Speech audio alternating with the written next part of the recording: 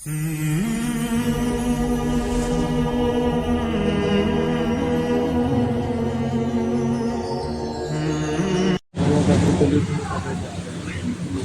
نکل اس کا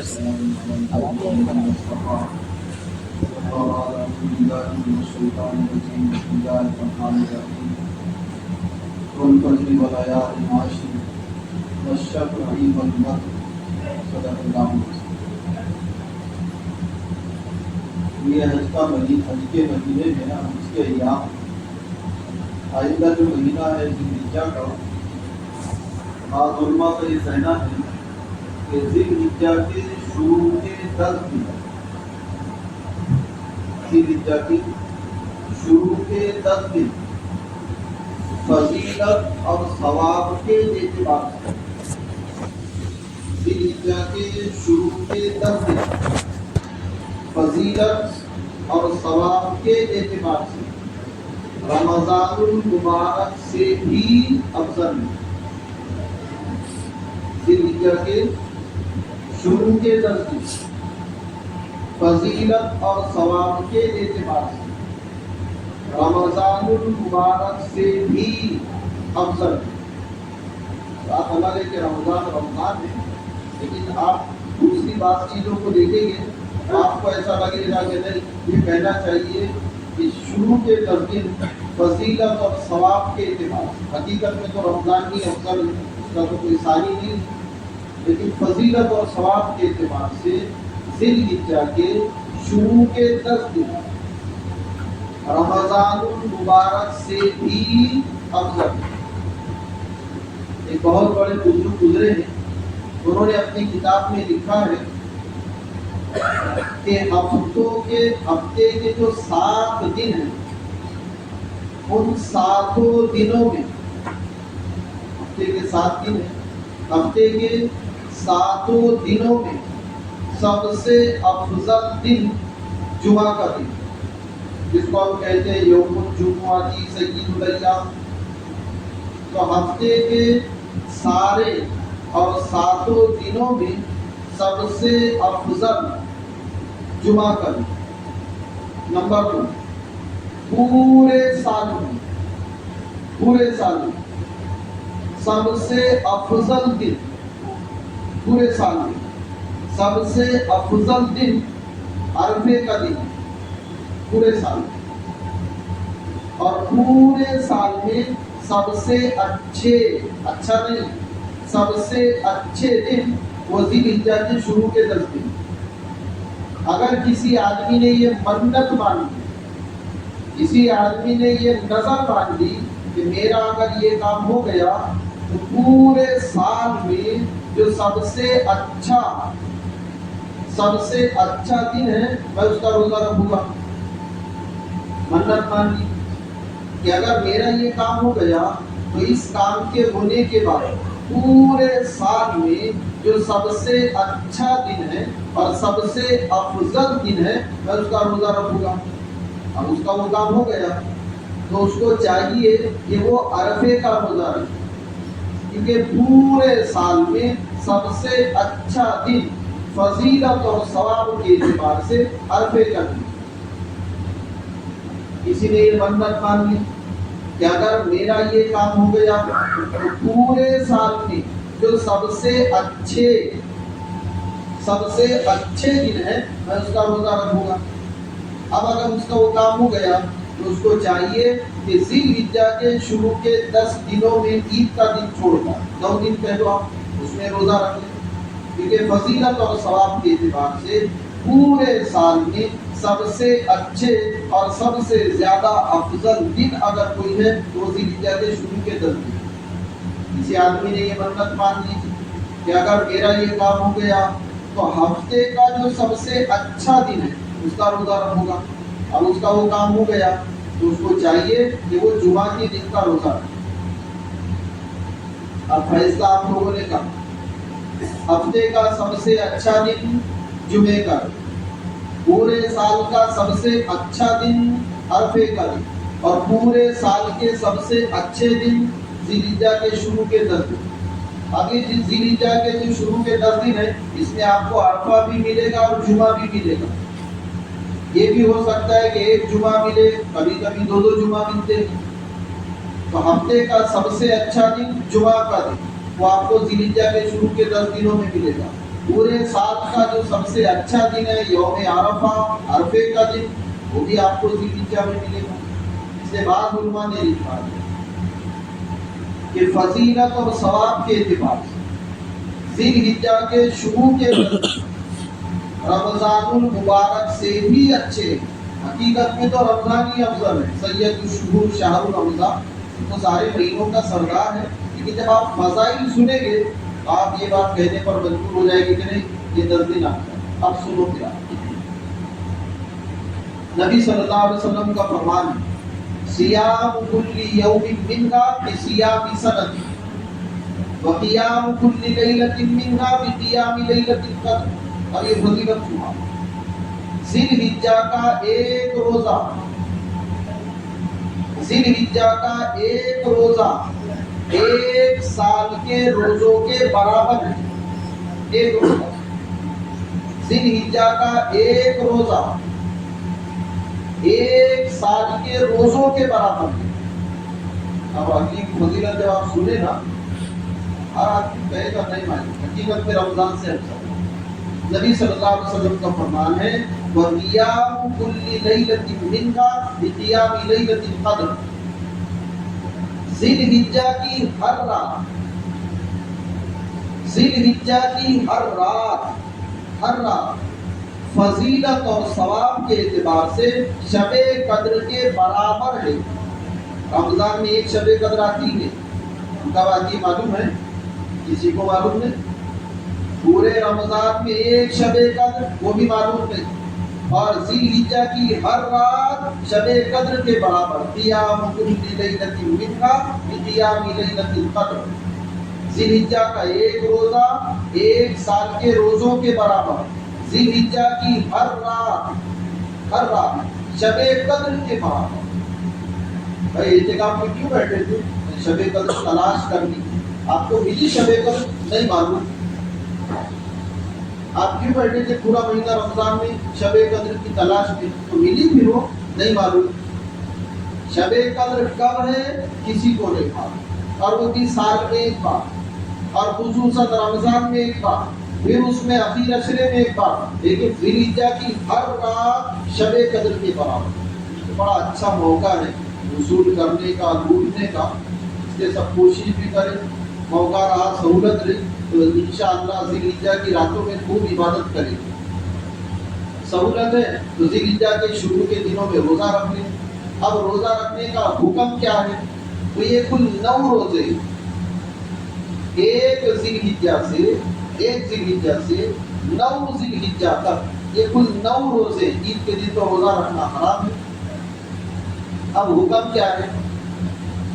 اکثر علماء کا تو یہ کہنا ہے کہ 9 کے 9 روزے مستحب ہیں، 9 کے 9 روزے نفل ہیں، لیکن بعض علماء نے یوم عرفہ کی فضیلت کو سامنے رکھ کر اور نبی صلی اللہ علیہ وسلم کے اہتمام کو سامنے رکھ کر یہ لکھا ہے کہ شروع کے 8 روزے، ذی الحجہ کے شروع کے 8 روزے مستحب ہے، نفل ہے، رکھے تو بہت ثواب ملے۔ اور 90 ذی الحجہ کا روزہ، عرفے کا روزہ، اس کو علماء نے سنت لکھا ہے۔ ایک بڑے عالم ولی حیات ہیں، انہوں نے تو اپنی کتاب میں سنت مؤکدہ لکھا ہے، خیر جو بھی ہو سنت تو ہے۔ تو شروع کے 8 روزے نفل ہے، شروع کے 8 روزے مستحب ہے، اور یوم عرفہ، عرفے کا روزہ، یا تو آپ اس کو سنت مؤکدہ کہیں، سنت مؤکدہ نہیں کہتے تو پھر سنت ہے۔ اور ملے گا کیا؟ ایک روایت میں حضرت عائشہ رضی اللہ تعالیٰ عنہ فرماتے ہیں کہ ذی الحجہ کا ایک دن، ذی الحجہ کا ایک دن 1000 دنوں کے برابر ہے۔ ذی الحجہ کا ایک دن، سال میں 360 دن ہوں گے، 365 ہوں گے کچھ کم زیادہ، لیکن ذی الحجہ کا ایک دن فضیلت اور ثواب کے اعتبار سے 1000 دنوں کے برابر۔ اب 1000 دنوں کو سمیٹو آپ، پہلے مہینوں میں جوڑ، اس کے بعد میں پھر سال میں جوڑ دو تو تقریباً 3.25 سال ہو جائے. 1000 دنوں کو آپ سمیٹو تو 3.25 سال. اب کوئی آدمی اگر ذی الحجہ کا 1 روزہ رکھے تو کیا ملے گا؟ گزشتہ روایت آئی تھی کہ 1 روزہ 1 سال کے روزوں کے برابر ہے. اب یہ حدیث جب آپ سنیں گے حضرت عائشہ رضی اللہ تعالیٰ عنہ کی کہ ذی الحجہ کا 1 دن 1000 دنوں کے برابر ہے، اور 1000 دن کتنے؟ تو تقریباً کم زیادہ 3.25 سال. اگر کسی شخص نے ذی الحجہ کا 1 روزہ رکھا، 1 روزہ عرفے کا چھوڑ کر شروع کے 8 دنوں میں سے اگر کسی نے ذی الحجہ کا 1 روزہ رکھا تو گویا اس نے 3.25 سال 3.25 سال روزے کی حالت میں گزارا. اور رمضان کا مہینہ تو جتنے مصیبتوں سے گزرا، 1 مہینہ، یہ تو 3.25 سال. ذی الحجہ کا 1 دن 1000 دنوں کے برابر، 1000 دنوں کو ہم نے سمیٹا ہے تو تقریباً 3.25 سال ہو. گویا اگر کوئی ذی الحجہ کا صرف 1 روزہ رکھتا ہے تو گویا اس نے 3.25 سال روزوں کی حالت میں گزار دیا. اچھا عرفے کی کیا حال ہے؟ عرفے کی تو آپ فضیلت سن لیں گے اور پھر اس کے بعد روزہ نہ رکھے تو اپنی زبان میں کیا کہیں؟ بھائی اس کو اتنا تھوڑی ہے. عائشہ رضی اللہ تعالیٰ عنہ فرماتی ہے کہ عرفے کا 1 دن عرفہ 10,000 دنوں کے برابر. 1 دن عرفے کا 1 دن 29 ذی الحجہ 10,000 دنوں کے برابر. اب سمیٹو 10,000 دنوں کو سمیٹو. آسان صورت ہے 3.25 ہے، آپ اس کو 10 سے ضرب دیتے تو تقریباً 27 یا 28 سال بنے گیا. اگر کسی نے عرفے کا صرف 1 روزہ رکھا، صرف 1، تو گیا اس نے 27 یا 28 سال روزے کی حالت میں گزارا. آپ یہ کوئی بزرگ کا ملفوظ ہے؟ یہ بزرگ کا نہیں، یہ تو حضرت عائشہ رضی اللہ تعالیٰ عنہ کا ملفوظ کہہ لو، آپ ان کا مقولہ کہہ لو، آپ ان کی حدیث کہہ لو. عرفے کا 1 دن 10,000 دنوں کے برابر. آپ نماز کے بعد میں موبائل لے کر بیٹھنا اور 10,000 دنوں کو سمیٹنا، پہلے مہینے میں، اس کے بعد سال، 27-28 سال. یہ تو ہو گیا دن کا حال. اور رات کے کیا کہنے؟ وہ تو ہر رات شب قدر کے برابر ہے. یہ تو مسئلہ ہوا نیکیوں کے ملنے کا. ایک روایت میں ہے 1 ذی الحجہ سے 7 ذی الحجہ تک، 1 ذی الحجہ سے 7 ذی الحجہ تک 1 روزے کے بدلے 1 مہینے کے گناہ معاف ہیں. یہ تو نیکیاں مل رہی تھی، کتنی ملی؟ 1 سال کے روزوں کا ثواب، یا پھر 1000 دنوں کے روزوں کا ثواب. جس کو ہم نے سمیٹا تھا تو 3.25 سال ہو گئے، اور عرفے کا دن 10,000 دنوں کے برابر. اور گناہوں کا، سیئات کا جو معاف ہونا ہے، اگر کوئی 1 ذی الحجہ سے لے کر 7 ذی الحجہ تک روزہ رکھتا ہے تو 1 روزے کے بدلے 1 مہینے کے گناہ معاف ہوتے.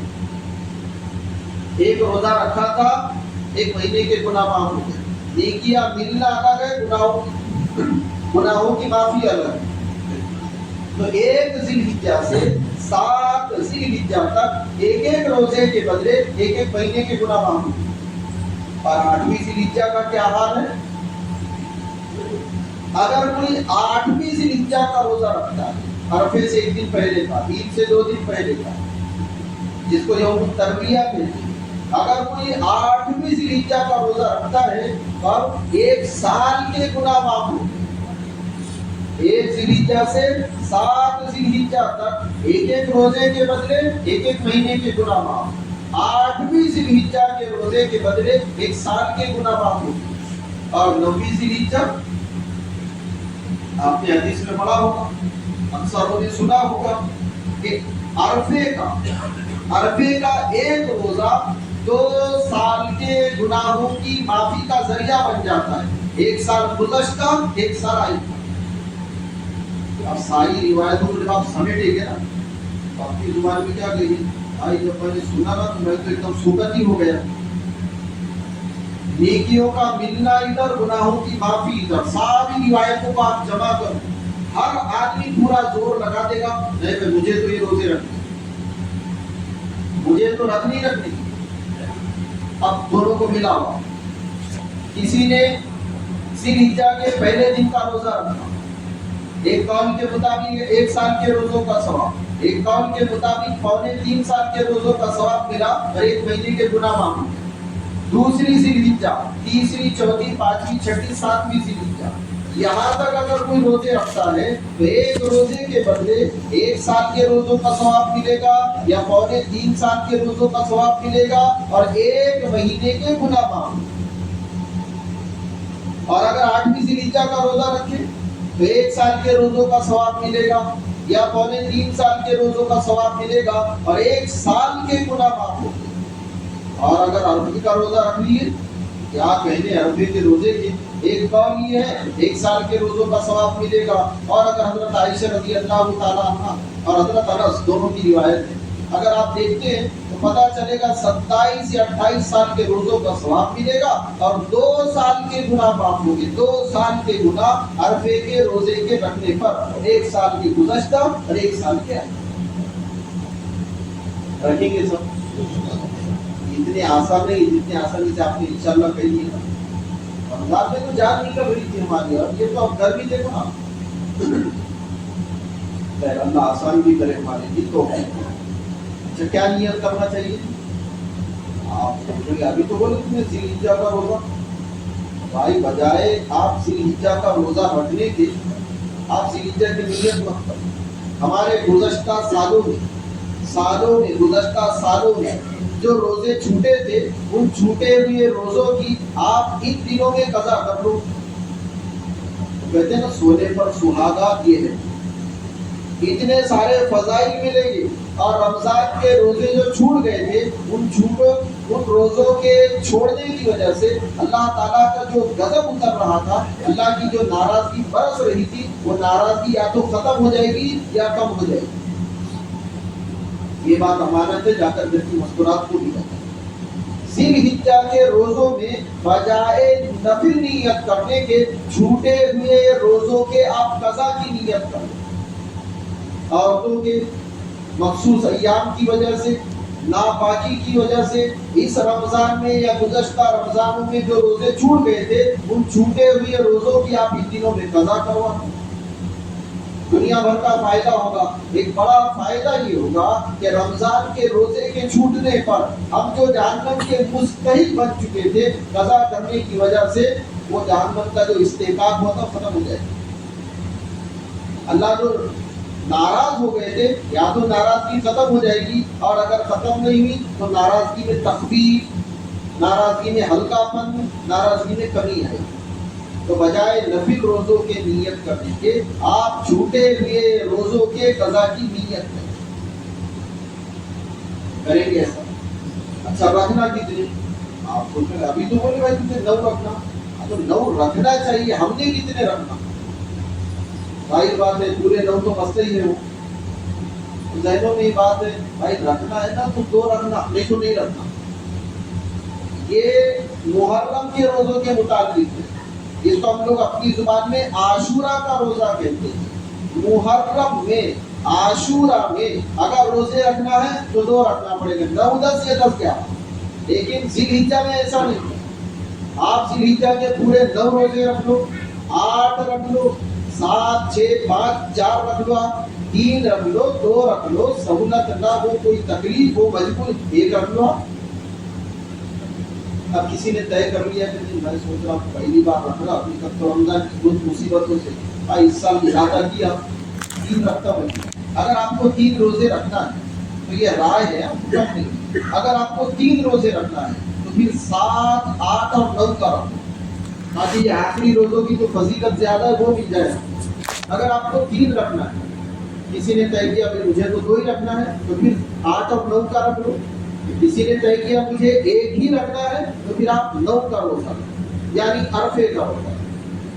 तो ये जिलहिज्जा के जो रोजे हैं उनके मुताबिक एक बात ही, बहुत सारे मुफस्सिरीन वल फज्र वलयालिन अश्र, ये जो है ना वलयालिन अश्र, अल्लाह कसम खा रहे, कसम है 10 रातों की। तो कौन सी 10 रातें हैं? तो बाद ने लिखा है रमजान की रातें, लेकिन अक्सर मुफस्सिरीन का ये कहना है वलयालिन अश्र, अल्लाह कसम खा रहे, कसम है जिलहिज्जा के 10 रातों की।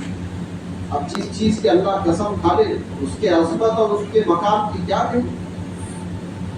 वश्शफ़ई, वश्शफ़ई का मतलब है बकरीद का दिन, और वल वत्र, अल्लाह कसम खा रहे, वल वत्र का मतलब है अरफे का दिन। वश्शफ़ई, अल्लाह कसम खा रहे कुर्बानी के दिन, बकरीद के दिन की, जिसको हम लोग ईद उल अज़हा कहते हैं। और वल वत्र, वन वत्र की तफसीर में उलमा ने लिखा है कि यहाँ वन वत्र से यौम अरफा मुराद है।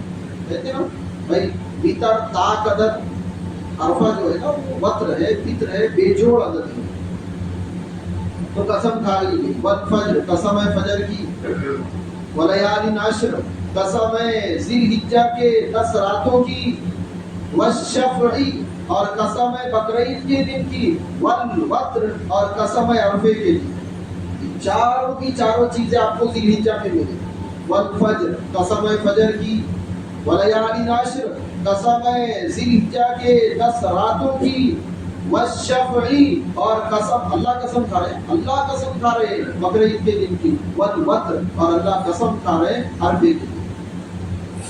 रोज़ों के मुताल्लिक़ चंद बातें। अब अरफे का दिन आ गया, तो उससे पहले हमको ये समझना है कि जब हमारे यहाँ अंग्रेजी की 28 तारीख रहेगी तो उर्दू की 29 तारीख रहेगी। इसलिए 28 तारीख को, अंग्रेजी की 28 तारीख को, उर्दू की 29 तारीख को मगरिब की नमाज के बाद चांद देखने का इंतजाम करना चाहिए। आप सोच रहे हैं चांद नजर आएगा ऐसे?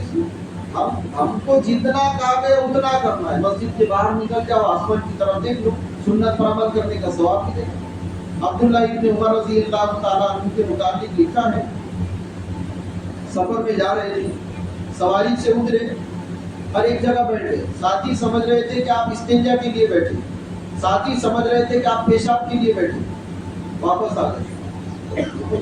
आपने इस्तिंजा नहीं किया, आपने पेशाब नहीं किया, हमें पेशाब की तो जरूरत ही नहीं थी, जरूरत नहीं थी, आप बैठे क्यों? कहने लगे इस जगह पर एक मरतबा नबी सल्लल्लाहु अलैहि वसल्लम दौराने सफर इस्तिंजा के लिए बैठे।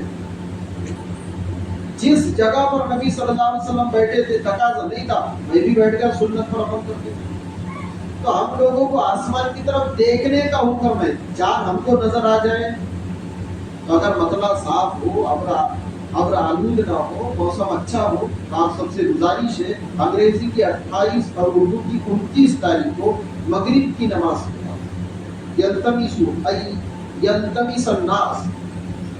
लोगों के लिए लाजिम और जरूरी है। अल हिलाला बित्तासी वल इशरीन के 29 तारीख को चांद देखने का इंतजाम करना। अब आप इसको वाजिब कह लो, यजीबु अय्यल्तमिस अन्नास, वाजिब है, लाजिम है, नहीं वाजिब और लाजिम तो सुन्नत का तो कोई इनकार नहीं करेगा। इसलिए एक काम ये करना है, उर्दू की 29 तारीख को, 29 ज़िलक़ादा, अंग्रेजी की तारीख 28 रहेगी, मगरिब की नमाज के बाद ये सारा का सारा मजमा नियत करे, चांद देखने का इंतजाम करेंगे इंशाअल्लाह। चांद नजर आ गया, हो सकता बुध के दिन की रहेगी चांद रात, हो सकता है, ये तो फिर जुमेरात की को है। अब जैसे ही चांद नजर आ गया, नाखून ने, सर के बाल ने, मूछ ने, बगल के बाल नहीं, सेरे नाफ के बाल नहीं, इनकी सफाई, नाखून, सर के बाल, बगल के बाल, मूछ के बाल और जेरे नाफ के बाल। दाढ़ी का नाप नहीं भी है, वो तो वैसे ही काटना हराम है, इसलिए दाढ़ी का तस्कीर है नहीं। हमारे जहनों में एक बात बिठाई गई है, बहुत ध्यान से सुनना आपने, कि जिनकी तरफ से कुर्बानी है ये अमल सिर्फ, ये सिर्फ के अल्फाज के हमारे जहनों में बिठाई गई, बैठ गई, हमको नहीं मालूम कि जिनकी तरफ से कुर्बानी है ये अमल चांद नजर आने से लेकर ईद की नमाज तक कुर्बानी नहीं है। चांद नजर आने से लेकर ईद की नमाज तक जिनकी तरफ से कुर्बानी है उनके लिए मुस्तहब और अच्छी बात ये है, सर के बाल, बगल के बाल, मूछ के बाल, जेरे नाफ के बाल और नाखून वगैरह को साफ नहीं करना। کس نے؟ جن کی طرف سے قربانی، اور جن کی طرف سے قربانی نہیں انہوں نے کیا کرنا؟ وہ کاٹ سکتے ہیں، ایسا ہمارے ذہن میں ہے۔ اب آپ ایک حدیث سنیں، ایک مرتبہ نبی صلی اللہ علیہ وسلم نے قربانی کے خوب فضائل بیان کی، ڈھیر سارا مجمع ایسے جذبے میں آیا، ہر ایک کا جذبہ یہ تھا اس سال میں بھی قربانی کروں۔ اب ایک صاحب کھڑے ہو گئے، حضرت میں ایک سوال کرنا تھا تمہارے سے، میرے پاس کچھ نہیں، میں تو بہت زیادہ کلاش، بہت زیادہ مفلس آدمی، البتہ میرے ایک پڑوسی نے، میرے ایک دوست نے ایک اونٹنی دودھ استعمال کرنے کے لیے مجھے دی ہے، اس کو کہتے ہیں عاریتن دینا، اونٹنی کا مالک وہ ہے، دودھ میں استعمال کرتا ہوں۔ فضائل اتنے سن رکھے تھے، قربانی کے اتنے سن رکھے تھے کہ جو صاحب نصاب ہے ان کا مسئلہ نہیں، ہر ایک کا جذبہ یہ تھا اس سال مجھے بھی قربانی کرنی۔ ایک صاحب کھڑے ہوئے، نبی صلی اللہ علیہ وسلم سے کہا حضرت میرے پاس تو کچھ نہیں، میں تو بہت غریب آدمی ہوں، البتہ میرا ایک دوست ہے، انہوں نے ایک اونٹنی، یہ حدیث بہت دھیان سے سننا پھر آپ نے فیصلہ کرنا، میرا ایک دوست ہے، اس دوست نے ایک اونٹنی دودھ استعمال کرنے کے لیے مجھے دی ہے، کر لوں اس کی قربانی؟ اونٹنی کا مالک وہ ہے، اس نے دودھ استعمال کرنے کے لیے مجھے دی ہے، کیا میں اس کے اونٹنی کی قربانی کر لوں؟ نبی صلی اللہ علیہ وسلم نے فرمایا تم اس کے اونٹنی کی قربانی نہیں کر سکتے، تم مالک تھوڑی ہے، ہاں البتہ چار نظر آنے سے لے کر، بہت دھیان سے سننا یہ حدیث، چار نظر آنے سے لے کر عید کی نماز تک سر کے بال، مونچھ کے بال، بغل کے بال، زیر ناف کے بال اور ناخنوں کی صفائی نہ کرنا۔ نبی صلی اللہ علیہ وسلم نے ان صحابی سے کہا تھا اگر تم ایسا کر لو گے تو یہ عمل تمہاری طرف سے مکمل قربانی بن جائے گا۔ دیکھو اس لیے اب جس کی طرف سے قربانی ہے اس کے لیے بھی، اور جس کی طرف سے قربانی نہیں ہے اس کے لیے بھی، دونوں کے لیے مستحب، یعنی اچھی بات یہ ہے کہ ذی الحجہ کا چاند نظر آنے سے لے کر عید کی نماز تک ان ساری چیزوں سے پرہیز کرنا۔ عید کی نماز سے فارغ ہو گئے اس کے بعد کرنا۔ ابھی ہمارے پاس تقریباً 4 دن ہو گئے، 5 دن ہو گئے، جتنے دن باقی ہے ان دنوں میں بالوں کی صفائی، بغل کی صفائی، زیر ناف کی صفائی، ناخن وغیرہ کی صفائی کر لے۔ جیسے ہی چاند نظر آ گیا اب ان چیزوں سے بچنا چاہیے۔ آپ سوچ رہے تھے فرض ہے، فرض نہیں، واجب ہے، ابھی سنت بھی نہیں ہے، عمل مستحب ہے، لیکن اگر کوئی اس پر عمل کر لے گا تو نبی صلی اللہ علیہ وسلم ان صحابی سے کہے تمہارا یہ عمل تمہاری طرف سے مکمل قربانی کا درجہ رکھے گا، مکمل قربانی۔ تو 2 عمل ہو گئے۔ تیسرا جو بہت اہم ہے، 9ویں ذی الحجہ کی فجر سے، 9ویں ذی الحجہ کی فجر سے 13ویں ذی الحجہ کی عصر تک، 9ویں ذی الحجہ کی فجر سے 13ویں ذی الحجہ کی عصر تک ہر فرض نماز کے بعد ایک بار مرد تھوڑا بلند آواز سے، اتنی آواز نکالنا کہ 10-12 لوگوں نے سننا۔ بعض لوگوں کو آپ نے دیکھا ہوگا وہ بہت آہستہ آہستہ پڑھتے ہیں، بعض والوں کو چچا بہت آہستہ آہستہ پڑھتے، دوسرا ساتھی کا بہت مخلص ہے، بڑھو آج سچی بات سن لینا، باہر جا کر مت کہنا مخلص نہیں ہے۔ سچی بات یہ ہے کہ ان کو تکبیر تشریق یاد ہی نہیں ہے، یاد ہوتی نا تو اتنا چلاتے تھے کہ مشورے سے روکنا پڑتا تھا دھیرے پڑھو۔ اس لیے علماء نے لکھا ہے صحیح طریقہ یہ ہے مرد تھوڑا بلند آواز سے اور عورتیں دھیمی آواز سے، اتنی دھیمی آواز کہ کوئی اجنبی بنایا مرد اس کی آواز کو نہ سنے، بازو والا آواز کو نہ سنے۔ تو 9ویں ذی الحجہ کی فجر سے، 9ویں ذی الحجہ کی فجر سے 13ویں ذی الحجہ کی عصر تک، اور اس میں عید کی نماز، ہر فرض نماز کے بعد ایک بار مرد تھوڑا بلند آواز سے، عورتیں دھیمی آواز سے تکبیر تشریق پڑھے۔ یہ تکبیر کا پڑھنا واجب ہے، اور ایک بات اور دھیان سے سننا، آپ نے صرف ایک بار پڑھنا واجب ہے۔ اگر کوئی 3 بار پڑھے تو، اگر کوئی تکبیر تشریق نماز کے بعد सुन्नत समझकर, शरीयत का जुज, शरीयत का हुक्म समझकर 3 मरतबा पढ़ता है तो उसका ये अमल खिलाफे सुन्नत है। वैसे ही पढ़ लिया तो कोई मसला नहीं, दिल में आ गया भाई अल्लाह का जिक्र है पढ़ लो बार बार, कोई मसला नहीं। लेकिन अगर ये समझते हैं कि 3 मरतबा पढ़ना चाहिए तो उसका ये अमल सुन्नत के खिलाफ है। तो तकबीर तशरीक 9वीं ज़िलहिज्जा की फजर से 13वीं ज़िलहिज्जा की असर तक हर फर्ज नमाज के बाद एक बार मर्द हज़रात थोड़ा बुलंद आवाज से और औरतें धीमी आवाज से पढ़े, ये तकबीर पढ़ना वाजिब है। अब जो लोग हज के लिए जा रहे हैं उन्होंने वहां जाकर क्या करना, 9वीं ज़िलहिज्जा से 13वीं ज़िलहिज्जा तक, अब उनको तो तकबीर तशरीक भी पढ़ना है और तलबिया भी पढ़ना है। और ध्यान से सुनिए, जैसे ही सलाम फेरने के बाद हज को जाने वाले भी सबसे पहले तकबीर तशरीक पढ़ेंगे। अगर तकबीर तशरीक से पहले उन्होंने तलबिया पढ़ दिया, लब्बैक अल्लाहुम्मा लब्बैक, तकबीर तशरीक से पहले आपने कोई दूसरा जिक्र कर लिया, कोई तस्बीह कर ली, किसी से बातचीत कर ली, तो तकबीर तशरीक साकित हो जाएगा।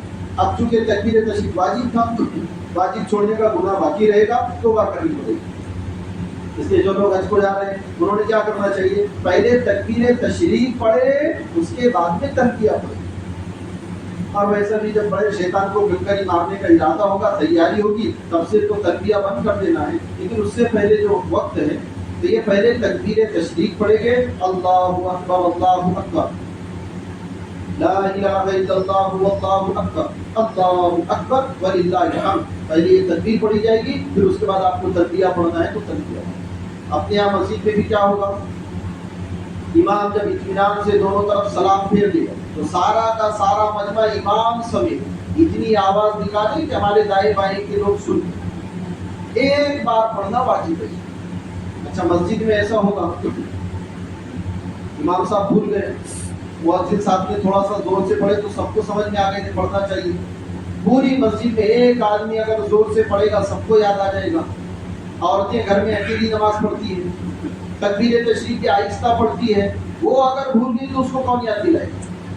अब उसका क्या, इसके लिए क्या करना, आप पर्चियां लो बड़े बड़े या बच्चों की जो तख्तियां होती है उन तख्तियों पर तकबीर तशरीक लिखो, या बड़े बड़े कागज चिराग सुतरवा जैसी तरकीब हो, हर घर में पहुंचाओ। क्या है जी, वाजिब है। और हमने कहा था आपको, अल्लाह का एहसान है, वो नहुसत अपने बंदों से भी नहीं है। बाहर जाकर दिखाओ, सारी मस्जिदों में और सारे मसलब की मस्जिदों में, सारी मस्जिदों में, सारे मसलब की मस्जिदों में वो तरावी के बाद की दुआ सुबहान ज़िल मुल्की वल मलकुत, देखे अरबी में भी हिंदी में भी, और बहुत बड़े बड़े अल्फाज सारे मसलब की सारी मस्जिदों में आपको मिला। क्या छोटी मस्जिद और क्या जामा मस्जिद और क्या मरकज और क्या, सारी मस्जिदों में देखा। वो तस्बीह पढ़ना फर्ज है नहीं, वाजिब है वाजिब भी है, सुन्नत है सुन्नत भी है। शरीयत का कोई दर्जा है, कोई दर्जा नहीं। वो तस्बीह के पढ़ने का क्या हुक्म है, बहुत ध्यान से सुनना। तो 4 रकात में जो तस्बीह पढ़ते हैं ना, वो तस्बीह पढ़ना मुस्तहसन, बस इतना ही है। मुस्तहसन के माना अच्छी बात है, फर्ज वाजिब और सुन्नत नहीं। और सारी मस्जिदों में वो तस्बीह लगी हुई है।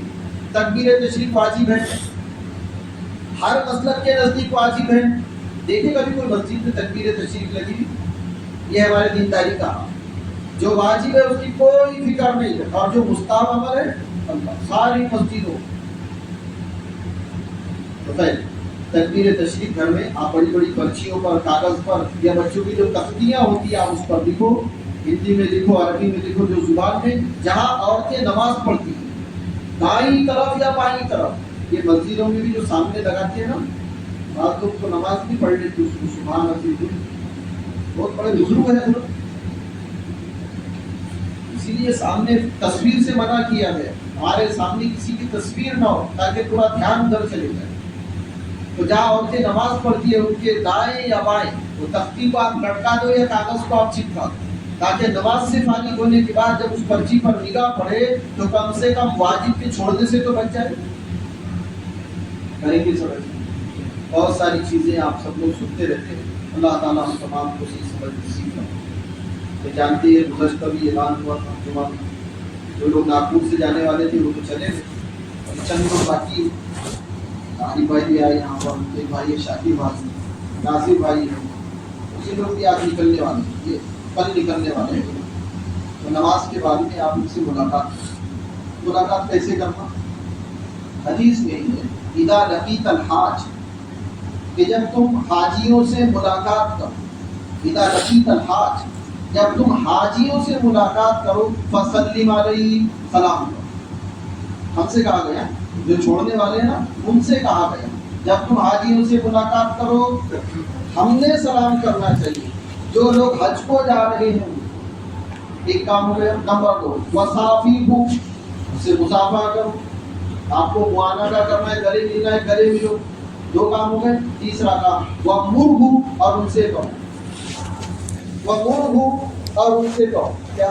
اچھی بات، ٹوپی لانا وہاں سے، یہ بولے تو وہ کتاب دیکھنا ذرا اچھی طرح کی بوٹل میں. حدیث میں وَمُرْهُ، اور ان سے کہو، کیا کہنا؟ واپس آئیں گے تو زمزم کا خیال رکھنا، اچھی بات اجوا کجو. وَمُرْهُ، اور ان سے کہو اَيَسْتَغْفِرَ لَكَ، بھائی ہمارے لیے استغفار کرنا. یہ کہنا ہے. ہمارے حاجی صاحب سے ملیں گے، السلام علیکم، گلے ملیے، ہاں دعا میں یاد رکھنا. وَمُرْهُ اَيَسْتَغْفِرَ لَكَ، اور ان سے یہ کہو بھائی آپ نے ہمارے لیے اللہ سے معافی مانگنا، آپ نے ہمارے لیے استغفار کرنا. کیوں؟ فَإِنَّهُ مَغْفُورٌ لَهُ، یہ جتنے لوگ حج کے لیے جا رہے ہیں نا یہ سارے کے سارے جب واپس آئیں گے تو ایسے آئیں گے جیسے آج ہی اپنی ماں کے پیٹ سے پیدا ہوئے. ان کے سارے گناہوں کو معاف کر دیا جائے. تو کریں گے ایسا؟ ایک کام معافی تلافی کر دو. جو لوگ حج کو جا رہے ہیں اگر انہوں نے ان کے گھر میں کھانے کا انتظام رکھا ہے بالکل نہیں جا رہے. بہت ضد کر رہے تھے بھائی مجبوراً کھانا پڑا، تیسرے دن کی نیت سے کھا لیتے کہ یہ وہاں جا کر مریں گے، وہیں پر دفن ہوں گے، یہ ان کے واپس تو آئیں گے نہیں بیچارے. کوئی مرنے کے بعد کھلانے سے بہتر تھا انہوں نے پہلے ہی کھلا دیا. بالکل نہیں تھا. نہیں وہ ناراض ہو رہے تو کوئی مسئلہ نہیں، ایک آدھ بار تو یہ سوچ لیں کہ اللہ ہم سے ناراض ہو کے نہیں ہوتے. کب تک یہ سوچیں گے ہم کے لوگ ناراض ہو جائیں گے؟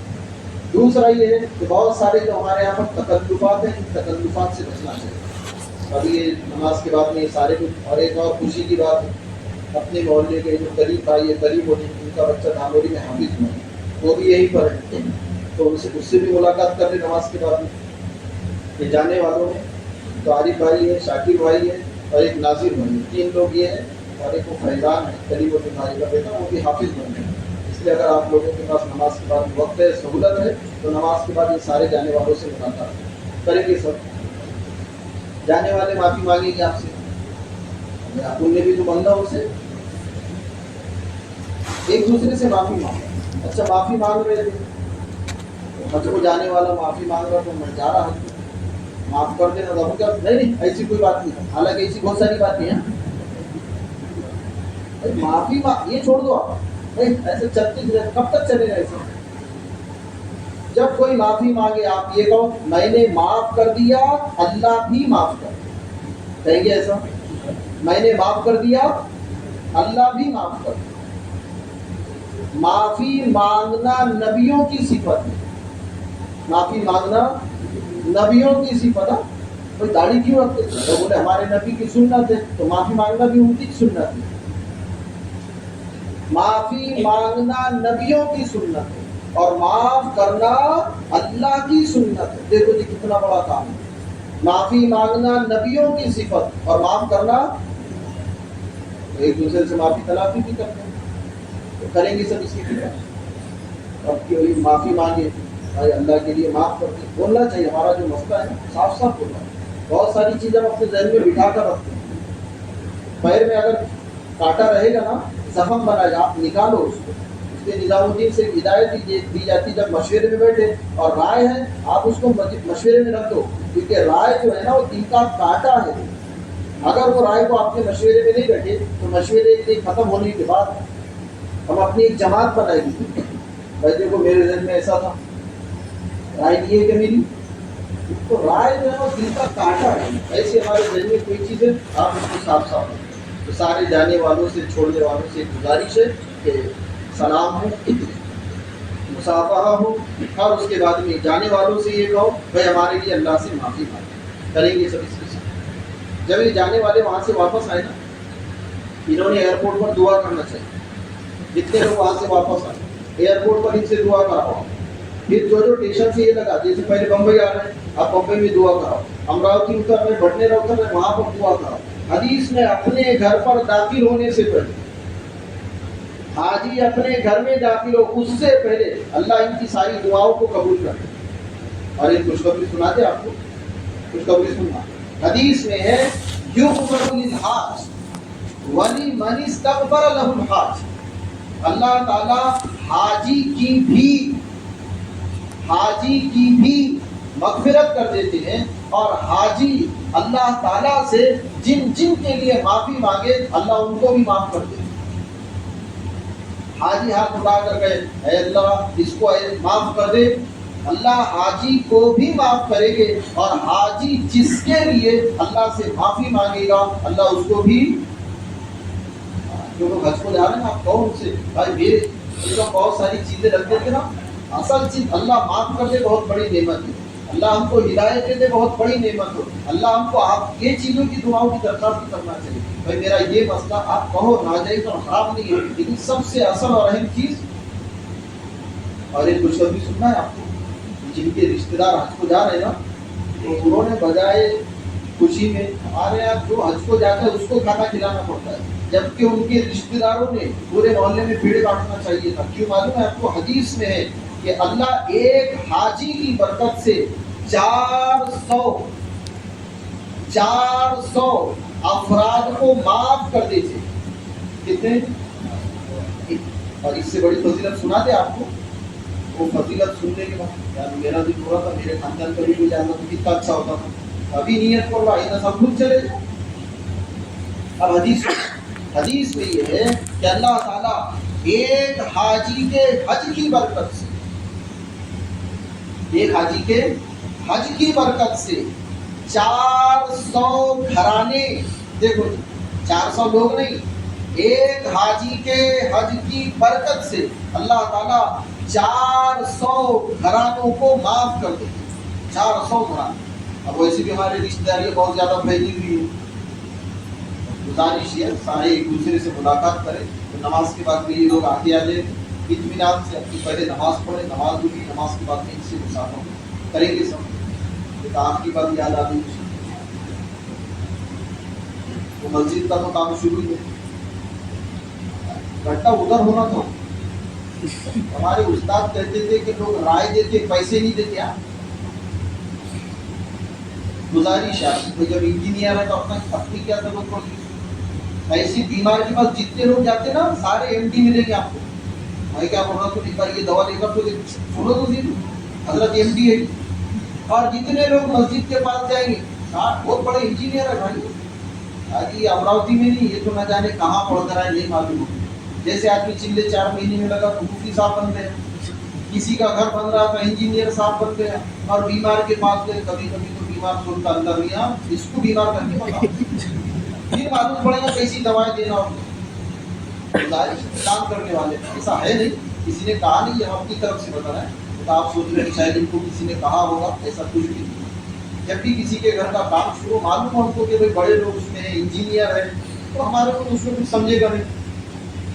بیمار آدمی کے پاس جا رہے ہیں، بجائے دوائی بتانے کہ آپ یہ کہو لا باس طہور انشاءاللہ، گھبرانے کی ضرورت نہیں، اللہ تم کو فائدہ دے دے گا۔ اپنے یہاں پر میں بھی ایک بار بیمار ہوں نا، وہ ڈاکٹر کے پاس گیا تو اس بار تم بتا تجھے، آپ کو جس کے پاس بھیج رہے ہیں نا اس کو ڈاکٹر مت بولو، اس کو یہ بولو وہ اللہ میاں کے پاس چلے جاؤ، شفا تو اللہ دیتے ہیں نا، ڈاکٹر تھوڑی دیتا ہے۔ اس کے بعد ضروری نہیں ہے کہ جہاں شفا آپ کو ملے وہیں پر اس کو ملے، کیونکہ اگر ڈاکٹروں کے ہاتھ میں سب ہوتا تو سارے بیمار اچھے ہو کر آتے تھے، لوگ دوا خانوں میں کیوں مرتے تھے؟ تو ایک گزارش ہے ایک دوسرے کا معاون کرنا، ایک دوسرے کا تعاون کرنا، ساری نفرتوں اور عداوتوں کو ختم کرنا۔ اس لیے جو حج کو نہیں جا رہے ان سب سے بھی گزارش ہے، اگر ہمارے دل میں کسی کے بارے میں کوئی مسئلہ ہے آج سچے پکے دل سے ختم کر دیں گے سب۔ ہم نے معافی مانگ لی ہے، ہم نے معاف کر دی ہے، اب اس کے علاوہ کیا ہے؟ कैसे मालूम पड़ेगा कि हमने माफ़ी मांगे और उसने माफ़ किया? कैसे मालूम होगा उसने माफ़ी मांगा मैंने माफ़ किया? वो छोटी सी बात। माफ़ी मांगने के बाद उसके बुराइयों को लोगों के सामने बयान ना करना, समझो आपने माफ़ कर दिया। माफ़ करने के बाद उसके बुराइयों के तस्करे करना, इस बात की अलामत है कि हमने माफ़।